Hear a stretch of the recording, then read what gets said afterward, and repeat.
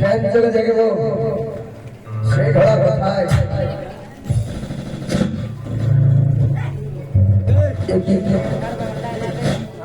সেই ঘোড়ার জেলেদের মৎস্যকে পরিপূর্ণ করেছে। জেলেরা থেকে ওদের পরিকল্পনা করাচ্ছে। আমি ঘোড়াকে দিয়ে জ্ঞানে ফেরাবো।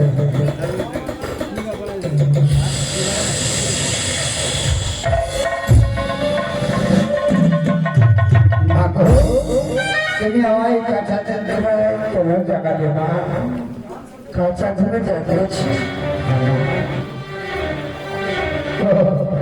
বলে ঘোড়া আমার কাজ করেছি না না আমি কিনারে যাওয়া সত্য করতে না পেরে মাঠে চলাচলে দেখেছিলাম না, তাই জেনায় প্রবেশ করে আমি মাঠে দেখছিলাম। জেনারাই আমাকে তুমি মায়ের কাছে মিথ্যাবাদী করেছো, তুমি অপরাধ করেছো। আমি তোমায় এইভাবে ছেড়ে দেবো না। তুমি আজকে নির্দোষ হয়েছে। মাগোই আমাকে রাখালে বলে দিয়েছে, ভাই মেরে ফেলবে, মায়া মায় ক্ষমা করো মা। সন্তান সংস্কৃতি যদি মায়ের কাছে অপরাধ করে মাকে জিজ্ঞেস করে বলতে যাও, তুমি মানুষের জন্য গেছো আর গরুর জন্য পশুর জন্য তোমার তুমি আমার সব থেকে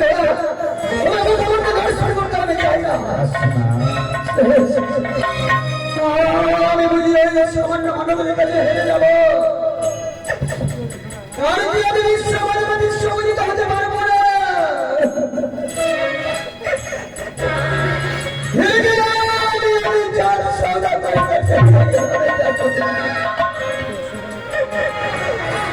দিদি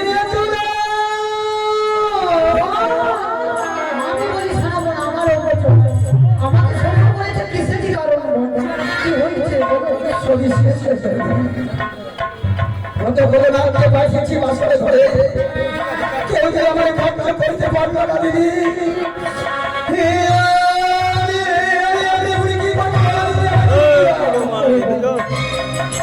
তুমি ছয় ঘাটের কথা মনে করো, তুমি ছয় ঘাটি গেছিলে,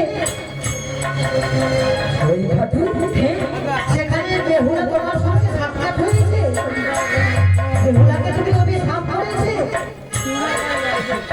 সত্যি তো দিদি, স্নান করতে গেলে মায়ের প্রতি গেলাম আমি তার কাছে লাগে অভিশাপ করেছিলাম তার স্বামীকে ফলে কার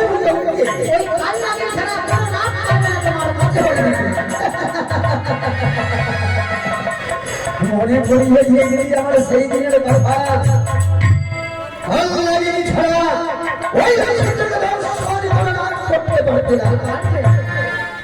তাহলে কি করবো? কালিনা কাল্লাগিনীকে কালিনাকে ছেড়ে দিয়ে রমনা নদীতে পড়ে আছে, 12টি বছর তপস্যায় বসে আছে। তার আমি ধ্যান ভক্ত করাবো কি করে দিদি? তাকে পাঠাবো, কে যাবে ডাক্তার? তোমার ভাবনা দুহারিকে নিয়ে পাঠাবো। খাবো না, খাবো না বলে তাকে আগায় আনা করতে তুমি এসে এবার আমি দেখছি সে আমার দুয়ারে থেকে দাঁড়ি না। তাকে বলবো ওকে পাঠাবো রমনা নদীতে। কোথায় কোথায় যাবো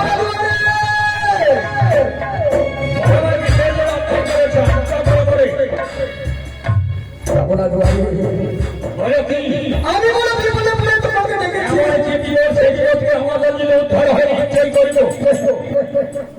তোমাকে যেতে হবে ওই রমনাকে দিতে। সেখানে কাল্লাগিনীকে ডেকে নিয়ে আসতে হবে। তার সম্মুখে তার মতো কোনো ব্যক্তি নেই, এমনকি বিশেষে উপর থেকে পশু পক্ষেও যেতে পারে না, ওখানে মৃত্যু হবে। আমি সম্মুখে যেতে গেলে আমাকে তোমাকে রাস্তা তার জন্য একটা মন্ত্র আছে, সে হচ্ছে কৃষ্ণ ভক্ত। হরে কৃষ্ণ হরে কৃষ্ণ কৃষ্ণ কৃষ্ণ হরে হরে